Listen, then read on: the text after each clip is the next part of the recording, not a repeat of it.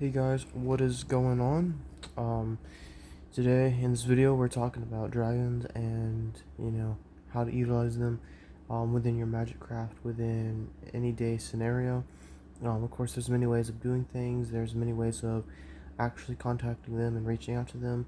But today I'm actually going to show you some simple ways. You can know different ways to actually talk to them and reach out to them, and I can always go over different ways. But today, just a overall overview of it, and yeah, this will help you. So, my name is Warren. I'm a professional vampire dark occultist.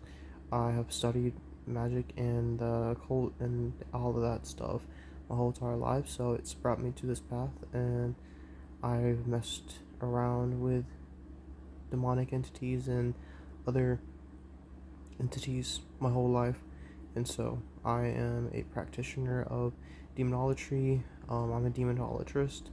Um, all of that stuff, all of that stuff from astrology to just the basic principles of psychology. So let's get into this. Starting out, dragons. There is many different types. Just like there's entities that might look like humans or that might resemble that of a human body. Let's go ahead and go into not all entities, like demons, for example. They're not liable to look like a human. Some of them might have attributes of a human. Some of them might not look like a human at all. Right? They're very unique. Just like humans, they're very unique. They all have their personalities. They all have their beliefs. They all have their um attributations, so the things that they're best at, the things that they tend to have a stronger grasp in, their domain. So dragons are very similar.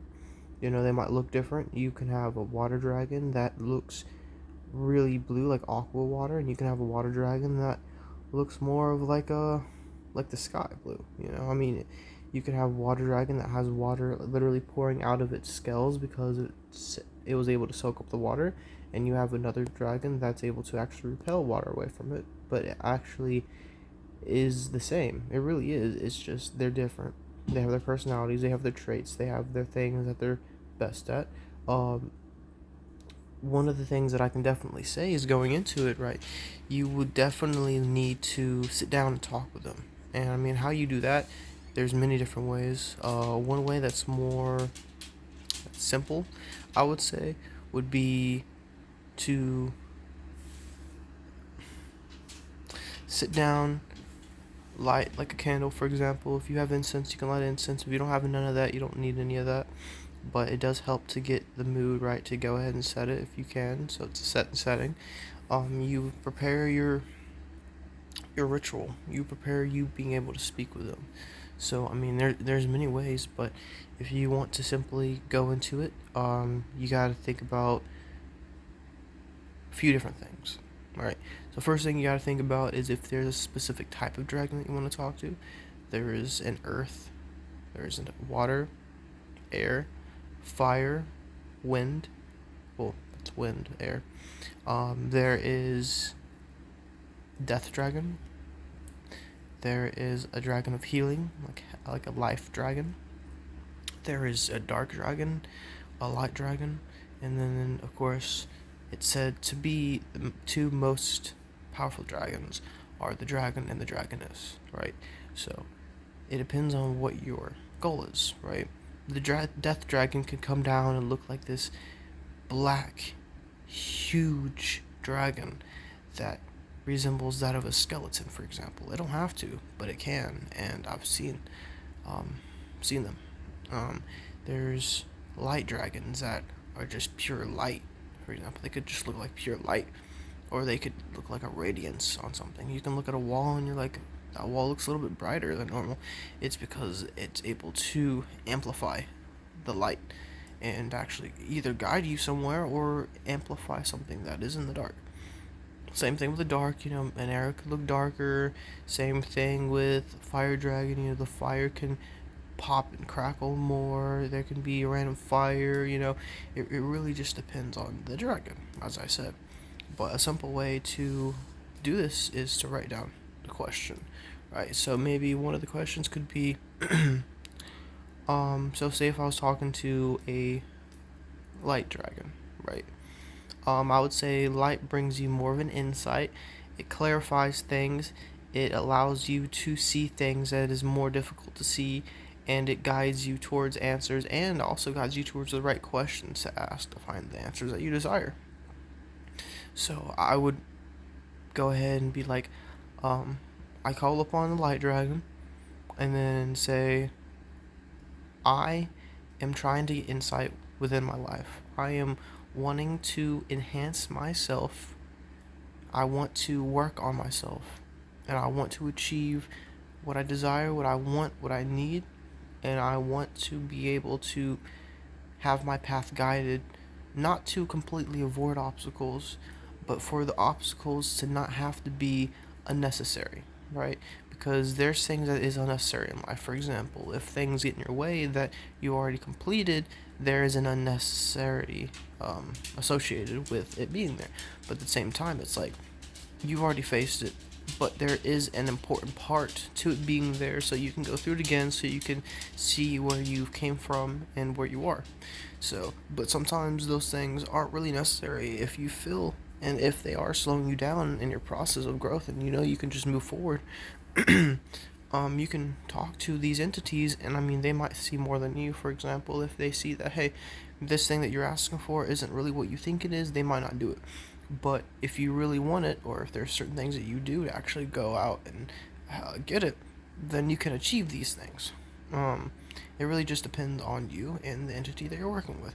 Me, I work with dragons, so plural, or not even plural, really just in general, right? So whenever I talk to them, I just pronounce myself, and I'm like, hey, I'm here.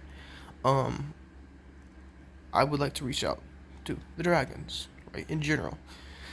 So that's death, that's light, that's air, that's water, that's fire, that's earth, that's light, that's dark. I think I've already said that. That's all of them. So the ones that come and assist are the ones that want to help directly with me. Same thing with any other entity, right? I can call upon Beelzebub, for example, which is part of the Goetia.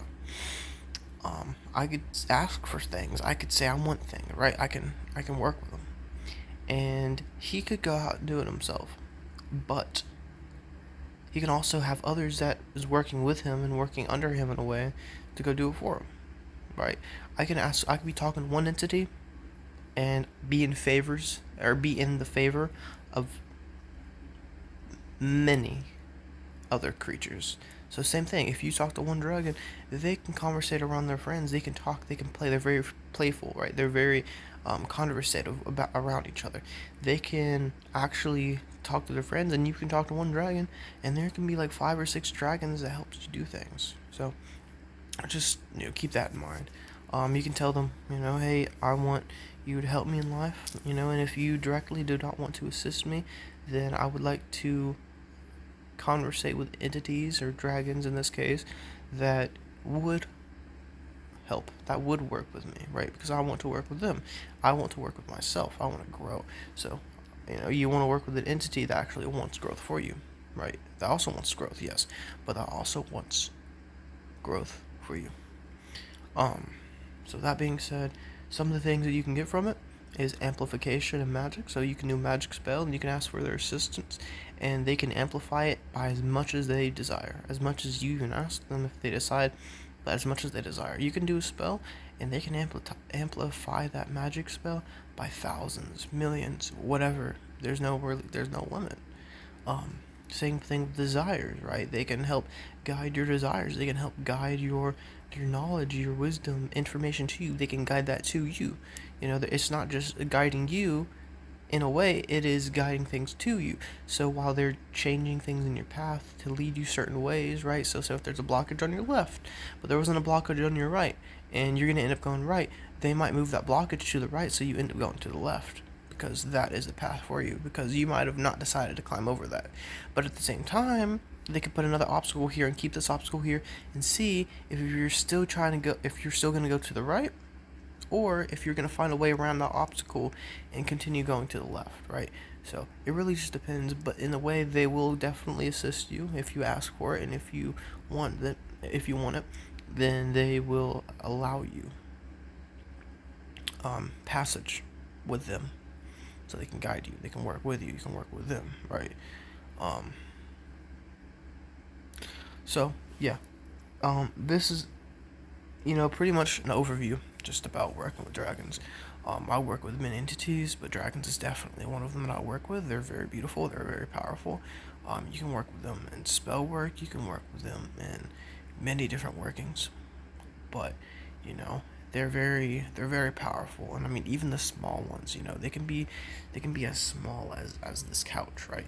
They can actually be. I mean, it's not like small to humans, but it's still like it's small because they can be as huge as skyscrapers. They can be huge, right? Some of them can't even walk on the ground, even if it's in the middle of the desert, because they would end up finding land, finding buildings with their tail or with their foot. They would accidentally, so some of them just end up flying or floating and going places, and they have their own house, pretty much. They have their own dwelling.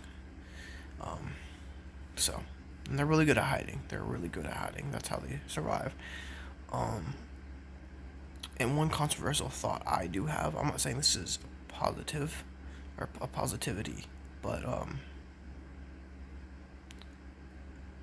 I don't think there's dinosaurs. I feel like those were dragons. Um, I also feel like dragons are not extinct, because they're not. I feel like they do, and they are here as well as in many other places in physical form, but the form that they take doesn't always have to be physical. I feel like they can definitely change forms. So they can have a physical body, but they can also have a spiritual body, just like how us as human beings at this current moment can astral project and move and exist outside of the body. They can do that on anytime they want. They could just switch it on. They could, even if they're babies, right? It's just common knowledge. It's just something that they're able to be like, okay, let's go to Earth, bro. I'm gonna leave my body here. I'm gonna go there, as this entity, as a spirit, um, or as whatever that entity would be called, the dragon in the spirit form. So that being said, I definitely recommend it.